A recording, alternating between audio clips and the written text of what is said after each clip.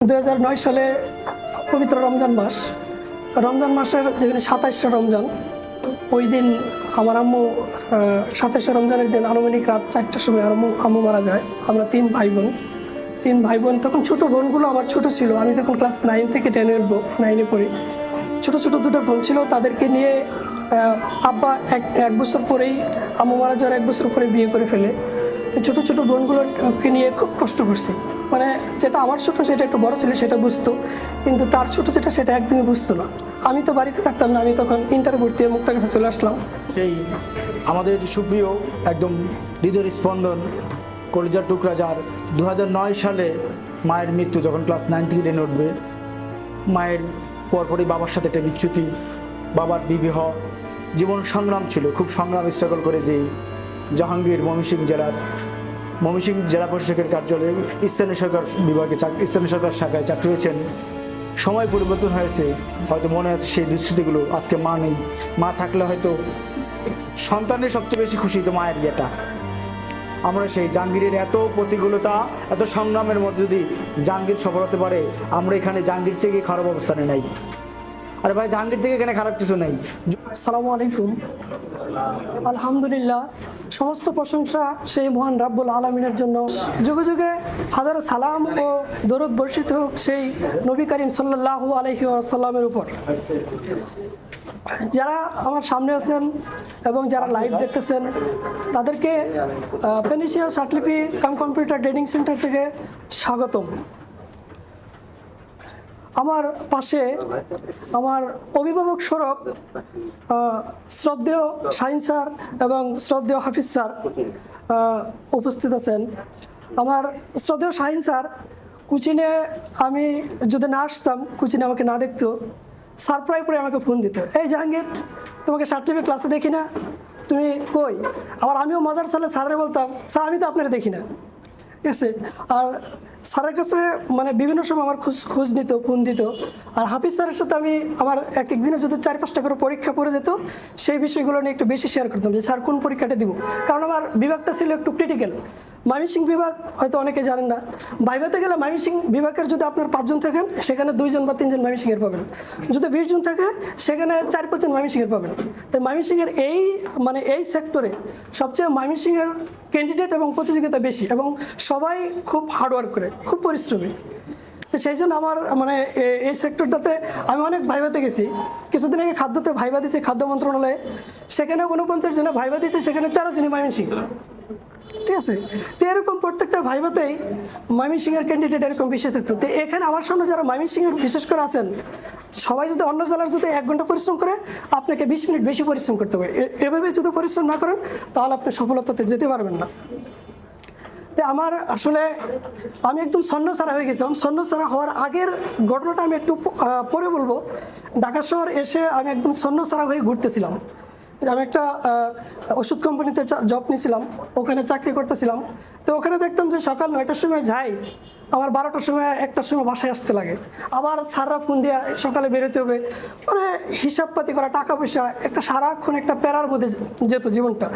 তো মনে মনে ভাবতাম, এটার নাম কি আসলে লাইফ, এটার নাম কি জীবন? যে আসলাম, আইসা 12টা পর্যন্ত 1টা পর্যন্ত টাকা পয়সার হিসাব করে একটু ঘুমাই, আবার সকালবেলায় অফিসে দৌড়ানো, এটার নাম কি আসলে লাইফ? এরকম মনে হতো। এরকম ছন্নহারা হয়ে যখন ঘুরতেছিলাম, আমার 14 এক বড় ভাই, যার কথা না বললেই না হয়, এখন আছে উনি রাজুকে পে হিসাবে আছে। তো এই 14 বড় ভাই আমাকে আমি মুক্তাগাছা শহরে থাকতাম, তো ওখান থেকে আমাকে খুব স্নেহ করতো, খুব মায়া করতো। মানে আমার ব্যক্তিগত বিষয়টা উনি খুব ভালো মতো জানতো। ওনার কাছে আমি আমার হিসাব বিজ্ঞানের সাবজেক্টটা পড়তাম। তো ওই বড় ভাইয়ের প্রেরণায় বড় ভাই বললো যে এরকম এই লাইনে আসলে আপনি পরিশ্রম করলে একটা চাকরি পাবেন। তো বড় ভাইয়ের পরামর্শে আমি একটা কোচিনে ভর্তি হই। সেই কোচিনে শ্রদ্ধেয় হাফিজ স্যার আর শাহিন স্যার ক্লাস নিত। হাফিজ স্যারের ক্লাসগুলো আমি রেগুলার 6 মাস আমি ক্লাস করছি। হাফিজ স্যারের ম্যাথ ক্লাসটা মিস দিয়ে নেই, 6 মাস করছি। তারপরে যে কোনো একটি হাফিজ স্যার আর শাহিন স্যার সেখান থেকে বেরিয়ে নতুন একটা কোচিং এই পেনিসিয়া প্রতিষ্ঠা করে। তো কিছুদিন ওখানে যাওয়ার পরে দেখতেছি যে ওখানে আমার ম্যাথ হচ্ছে না, আমার পড়াশোনা ওইভাবে হচ্ছে না, টাইপ ওইভাবে হচ্ছে না।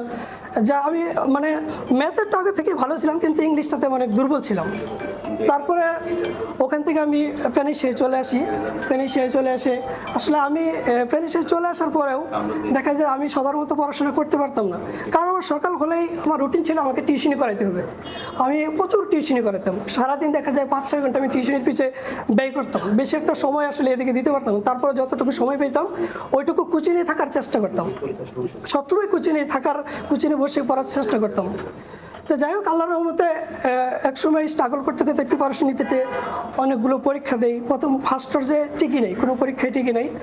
রিসেন্ট এই 7-8 মাস ধরে যে কোনো পরীক্ষা দিই, 2-1টা বাদ দেওয়ার সবগুলোতে ইনশাল্লাহ রিটেন আল্লাহর রহমতে টিকি।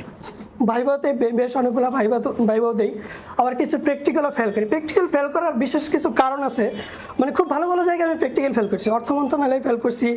ফেল করার কারণে আমি ওখানে যে ভয় কাজ করতে, দেখা যায় কোচিংয়ে আমি টাইপ করতাম 10 মিনিটে 1700-1800 ক্যারেক্টার, ওখানে গেলে আমার খিজানি হয়ে যেত। মানে যেটা ফার্স্ট করতাম সেটা খুব ভালো হইতো, যদি বাংলা ফার্স্ট করতাম বাংলা ভালো হইতো, ইংরেজি মানে যদি করে করতাম ইংরেজিটা অনেক খারাপ হইতো। তো এরকমভাবে কয়েকটা প্র্যাকটিক্যালি ফেল করি। তারপর আমি একটা নিয়ত করি যে আমাকে আর প্র্যাকটিক্যালি ফেল করা যাবে না। আমি যদি ভাইভাতে না যেতে পারি তাহলে তো আমি রিটেন পাস করে কোনো লাভ নেই, লাভ আছে? আমি 100 রিটেনে পাস করলেও আমি ভাইভাতে না যেতে পারলে তো কোনো লাভ নেই। পরে আমি সকালে উঠেই টাইপ দিই শুরু করি। সকালে উঠে ঘুম থেকে ওঠে আগে আমি 40 মিনিট টাইপ দিই, পরে রাত্রে যখন ঘুমাতে যাই তার আগে 40 মিনিট টাইপ দিই। এটা ছিল আমার রুটিন, বিগত 3 মাসের রুটিন এটা। যা পরে এটা করার পরে আমি ইনশাল্লাহ আর কোনো টাইপে ফেল করি নেই। রিসেন্ট যে পরীক্ষাগুলো দিছি আমার বেশ কয়েকটা আরও ভাইভা পেন্ডিং আছে, এখন রেজাল্ট হয়নি, সেগুলোতে ইনশাল্লাহ পাস করছি। এই কোচিং আসলে মানে আপনারা এখানে আসছেন, এখন যারা আসছেন তারা পড়াশোনার লেভেল অটো বুঝে যাবেন, কারণ এখানে যারা আছে আপনার বড় ভাই বাদার তারা সবাই অত্যন্ত সহযোগী। আপনাকে আপনি যখনই নার্ভাস হবেন, যখনই আপনার দুর্বলতা মনে হবে, তখনই কারো পরামর্শ পাবেন। দেখবেন আপনাকে অটো বলতেছে ভাই পড়াশোনা হয়ে যাবে, আপনি টেনশন করেন না। এরকম একটা উৎসাহ এখানে সবসময় পাবেন আপনি, ঠিক আছে? আর স্যাররা তো এখানে আছেই, কারণ এই হাফিজ স্যার আর শাহিন স্যার, আপনি যে কোনো মন্ত্রণালয়ে যাবেন, অধিদপ্তরে যাবেন, জেলা পর্যায়ে যাবেন, আপনার কোনো কিছু বলতে হবে না, শুধু বলবেন যে সার্টিফিকেট কোচিং সেন্টারগুলোতে তালতলাতে হাফিজ স্যারের ম্যাথ ক্লাস নেয়, আপনার কোচিং বলতে হবে না। আর শাহিন স্যারে বাংলা ক্লাস নেই, এদেরকে চিনেন? আপনাকে শুধু মানে দীপ্তি বলে দেবে হ্যাঁ চিনি তো, যে কোনো মন্ত্রণালয় অধিদপ্তরে, কারণ এরা দীর্ঘ অনেক দিন ধরে ক্লাস নেয়, খুব অভিজ্ঞ স্যার, খুব সহনশীল। এই কোচিংয়ে কেউ এখন আমি জানি না, কেউ বলতে পারবে না যে একটা ছেলেকে বা একটা মেয়েকে কোনোদিন টাইপের জন্য মানে বলা হয়েছে যে তুমি বেতন দাও নাই, টাইপ করো না, টাইপের জন্য দাঁড়িয়ে থাকো। অনেক কোচিং সেন্টার আছে টাইপের জন্য আপনাকে দাঁড়ায় রাখছে, টাইপ করতে দেয় না, ঢুকতে দেয় না। এরকম আমার সাথে হয়েছে, আমি বলবো না মানে কোন কোচিং হয়েছে। তো এরকম অনেক ছেলেমেয়ে আছে যে টাইপের জন্য আপনাকে টাইপ করতে দেবে না, বেতন পরিশোধ না করার জন্য টাইপ করতে দেবে না। আর এখানে আপনি কেউ বলতে পারবে না এরকমটা হয়েছে, ঠিক আছে? এই হাফিজ স্যার, শাহিন স্যার যে পরামর্শগুলো দেয় নির্দেশের মধ্যে, এদের পর্যাপ্ত হেল্প পাবেন আপনি, মানে যে কোনো বিষয়ে। আমি স্যারদের সাথে, বিশেষ করে শাহিন স্যারের সাথে আমি সব বিষয়ে শেয়ার করতে পারতাম মন খুলে। মনে হতো যে এটাই আমার একটা অভিভাবক, সব কিছু যে কোনো সময় সমস্যা হলে সমস্যাগুলো আমি শাহিন স্যারের সাথে শেয়ার করতাম। শাহিন স্যার আমাকে বেশি বেশি ফোন দিত। তারপরে এভাবে আসলে সবসময় গ্রুপ করতাম। এখানে আমার প্রিয় 14 বড় ভাই জাফর ভাই, পরে মিলু ভাই, জুনায়েদ ভাই, ফারুক ভাই, রবিউল ভাই, আরও কিছু মেয়ে বন্ধু আছে যারা আসলে সবই কোঅপারেটিভ, মানে অত্যন্ত ভালো মনের মানুষ। তাদের সাথে আমি গ্রুপ করতাম, তাদের সাথে পরীক্ষা দিতাম। আজকে এখানে প্রায় সবারই চাকরি হয়ে গেছে।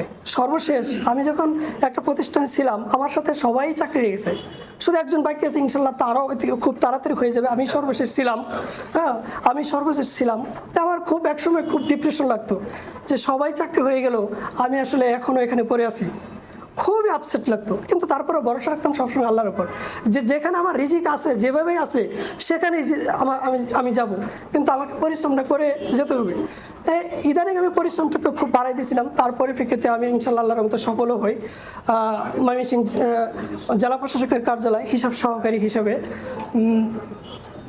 আসলে ঢাকায় যখন মানে টিউশনি করাই, বিভিন্নভাবে আমি ফিনান্সিয়াল প্রবলেম ছিল আমার অনেক, কিন্তু কয়েকটা বন্ধুর কথা আমার না বললেই না হবে, যেটা একটু আগে জাফর ভাই বলে গেল যে বন্ধু আসলে লাইফে কতটা ইম্পর্টেন্ট।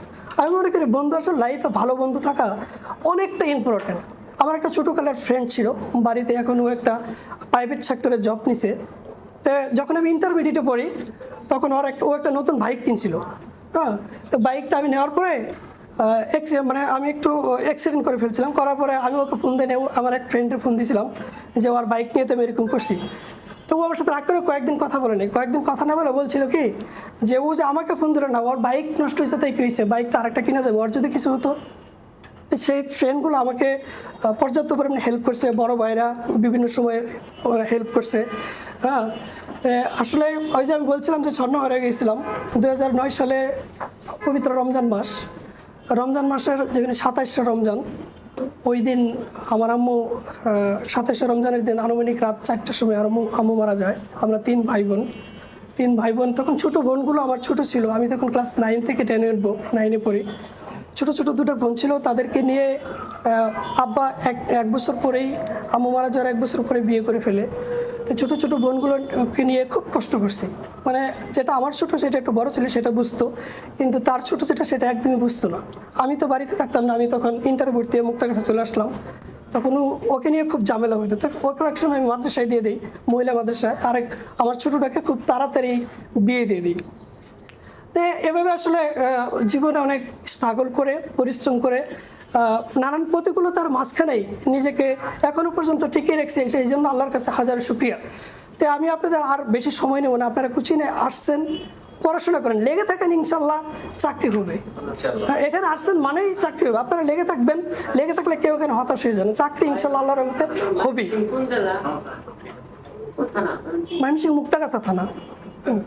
আমার ময়মনসিংহ, আচ্ছা। ঠিক আছে, আমি আসলে বেশি কথা আর বাড়াচ্ছি না, আমার জন্য দোয়া করবেন, আপনাদের জন্য দোয়া করি, আপনারা খুব তাড়াতাড়ি সফল হবেন, পরিশ্রম করেন, এ বলে আমি আমার